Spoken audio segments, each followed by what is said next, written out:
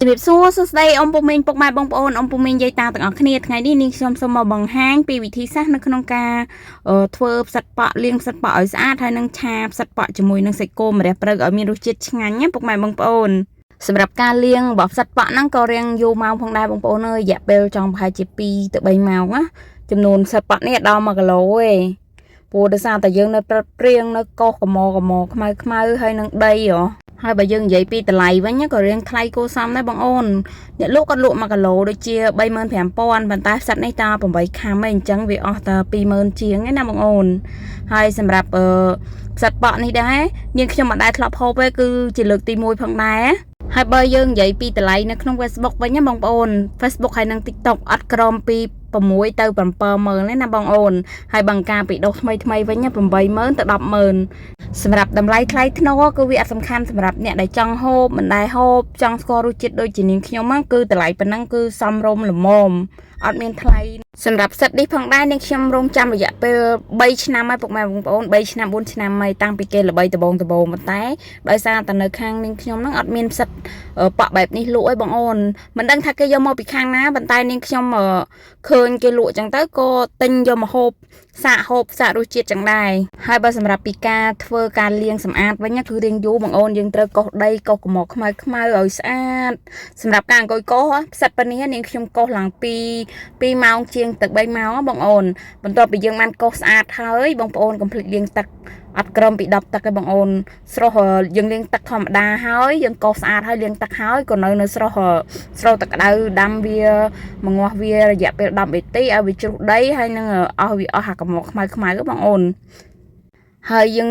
កោសហើយយើងយកទៅលាងទឹកបងអូនយើងលាងឲ្យច្រើនទឹកទៅ4-10ទឹកទៅណាដើម្បីឲ្យវាស្អាតដីល្អសម្រាប់ផ្សិតប៉ក់នេះនៅខាងនាងខ្ញុំនេះគេហៅផ្សិតប៉ក់បាយបងអូនមិនមែនផ្សិតប៉ក់ស្អីគេមួយទៀតផ្សិតប៉ក់ស្បែកគេថាផ្សិតប៉ក់ស្បែកឆ្ងាញ់ជាងផ្សិតប៉ក់បាយបងអូនបន្ទាប់ពីយើងបានលាងផ្សិតរួចរាល់ហើយឥឡូវយើងចាប់ផ្ដើមមកបុកគ្រឿងសម្រាប់ការឆារបស់នាងខ្ញុំនឹងរៀងខុសប្លែកពីបងប្អូនបន្តិចដោយសារនាងខ្ញុំយកម្ទេសខ្ទឹមជាមួយនឹងម្សៅស៊ុបរ៉ូឌីជាមួយអំបិលប៊ីចេងអីចឹងណាបងអូនយកមកបុកលាយចូលគ្នាឲ្យម៉ត់ហើយបាននាងខ្ញុំយកគ្រឿងដែលបានបុករួចស្ករប៊ីចេងជាមួយនឹងម្សៅស៊ុបរ៉ូឌីម្ទេសខ្ទឹមហ្នឹងយកទៅឆាវាឲ្យឡើងឈ្ងុយជាមួយនឹងប្រេងខ្យងជាមួយនឹងប្រេងឆារួចរាល់ហើយបានយើងដាក់ផ្សិតដាក់សាច់គោយើងចូលហើយនេះគ្រឿងផ្សំដែលយើងបានធ្វើមិញរួចរាល់ហ្នឹងឥឡូវដល់វាមកស្រុះវិញម្ដងសម្រាប់ការស្រុះហ្នឹងគឺនេះខ្ញុំដាំទឹកឲ្យពុះហើយដាក់ចាក់ផ្សិតហ្នឹងចូលរួចហើយយើងស្ងោរវារយៈពេល10នាទីបានយើងយកវាទៅឆាពុកម៉ែបងប្អូនឥឡូវបងប្អូននេះបន្ទាប់ពីយើងបានស្ងោររយៈពេល10នាទីហើយបងប្អូនអាចមើលទឹកបានណានិយាយពីថាឡើងខ្មៅញញតែម្ដងហើយអាកតិចខ្មៅហ្នឹងគឺកតិចផ្សិតដែលវាបែកចេញពីផ្សិតហ្នឹងវាផ្ទុះបែកយកឡើងផុលក្រឹបឡើងណាបងអូនបន្ទាប់ពីយើងបានស្ងោរឆ្អិនរួចរាល់ហើយយើងស្រង់វាឡើងឲ្យស្រស់ទឹកហើយយើងទុកបន្លែកសិនបន្ទាប់ពីយើងបានស្រង់ផ្សិតហើយឥឡូវយើងចាប់ផ្ដើមមកឆាបងអូនយើងចាក់ប្រេងឆាចូលល្មមទៅរួចហើយយើងទុកឲ្យវាក្តៅហើយបានយើងដាក់គ្រឿងដែលយើងបុកមិញហ្នឹងចូលមានគ្រឿងស្ករប៊ីចេងម្ទេសខ្ទឹមអីចឹងណាយើងបុកឲ្យរាងម៉ត់ល្មមទៅរួចហើយយើងយកទៅឆាលើភ្លើងលើខ្លាញ់ដែលយើងបានចាក់ឲ្យវាក្តៅមិញហ្នឹងយើងពងវាឆាវាឲ្យឡើងឈ្ងុយក្លិនឈ្ងុយជះក្លិនឈ្ងុយសិនណា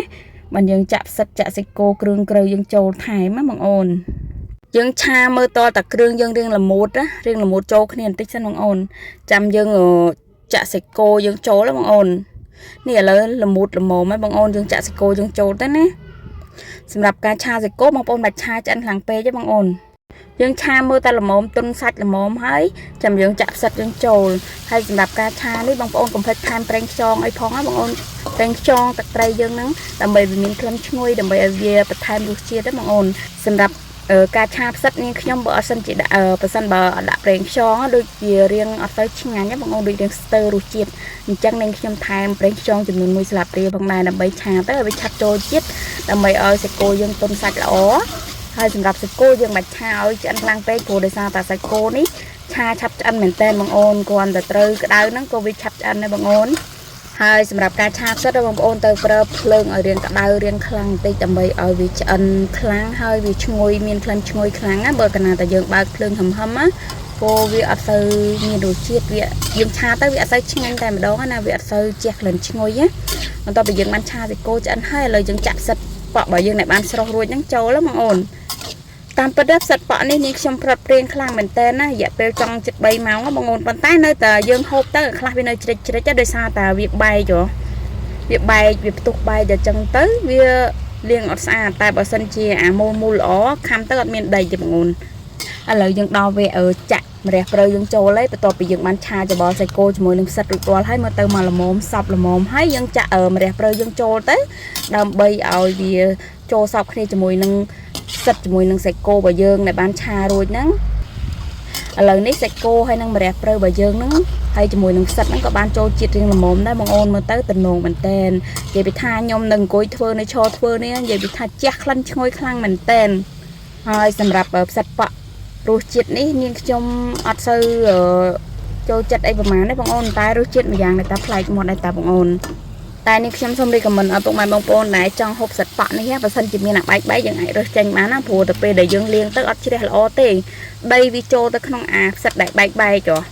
จังไปได้ยังชาตั้งวิจรุได้จังปีอาสัตว์ใบนั้นจังทัวยังคำตั้งจิตจะบางอนอะไรนี่ชาสัตว์ปะใบยังกับบ้านรีร้อยนะบางอนอย่าไปท่าตะนงมันเต้นหลังช่วยแต่เบอร์สำหรับเนี่ยโจจะได้ไปหาจิตช่างเป็นไตยมอัดซื้อมาในผู้โดยสารแต่รู้จิตนี้นี่ชมอย่ารู้จังสัตว์บางดัดแต่มาดองนะบางอนอะไรก็มาคัดไปยังมาฮบต่างเอาคะแนนจมูกนี่ชมว่าบางอนนะจังอะไรนี้ติ่งบ้านฮบไว้มาบางอนเนี่ยโอ้ยอย่าไปทักคลันเรางอยมองนะสำคัญนะก่อนแต่สั่งกุยเลี้ยงกุยเดานั่งอ่ะอย่าไปจองไปหาจิตปีใบมองได้นะngheให้ยายไปท่างวยถนอมตะแก้วบูไปทลายเหรอมาหาอะไรกับมาขัดไปบางคนมาเขาจมูกนี่ช่องnàyโอ้ยจะมือรู้จิตวีอย่างนาได้เฮ้ยยังสาตูดมนสากใส่มนนะนี่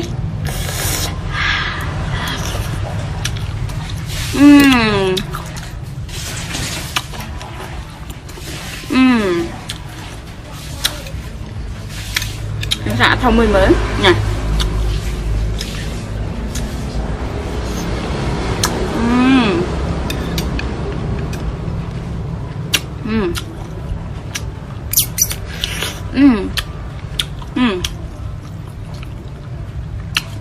sạch về lòng nóng á anh đây phải chụp sạch chả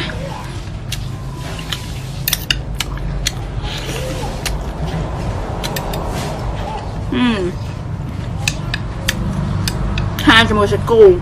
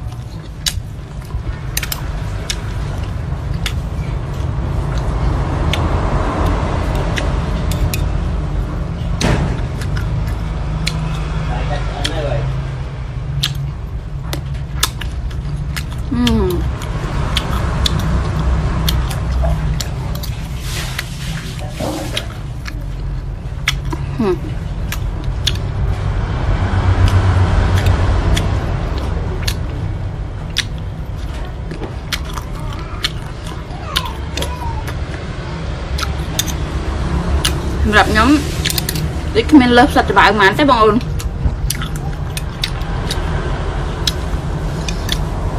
đôi chích quả tha đôi chích với play đôi chích với bột hàng cá lại cái nào tha xui chập á hay là hàng nóng tâm tình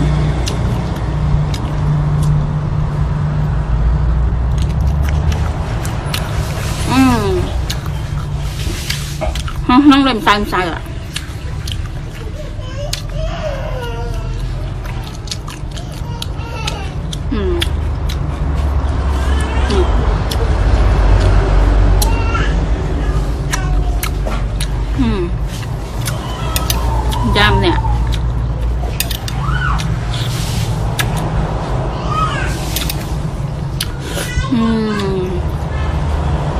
học tới thấy à lại thay chân sạch cô thế bọn cái lụa này